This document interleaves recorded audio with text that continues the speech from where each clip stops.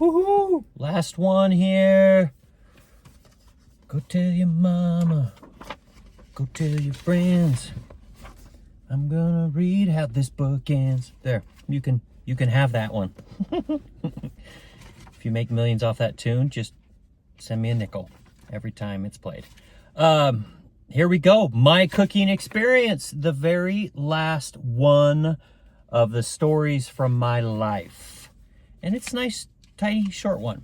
My cooking experience. I had a good time cooking and baking as I was growing up. Part of my chores seemed to be peeling, cutting, and cooking the potatoes for dinner. I wasn't really assigned to do that, but I was asked a lot because of the size of our family and the guests who were always at our table. I made a huge batch every time. This came back to bite me when I was in college and made potatoes for my roommates. We had potatoes coming out our ears because I cooked the amount I was used to at home. Hey, maybe that's where my love of potatoes comes from.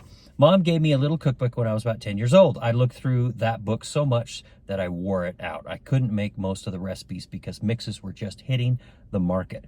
And so many of these recipes used mixes.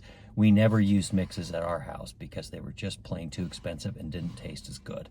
I made grape jelly once and was amazed at how easy it was to make. I was converted to home canning after that.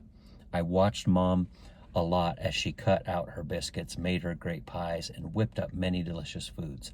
I learned so much from watching that it was a snap to begin cooking on my own. And then here's my worn out cookbook. That's pretty cool. When I look through this cookbook, I'm overwhelmed with nostalgia. The pictures and recipes are totally familiar because I spent so much time in this book.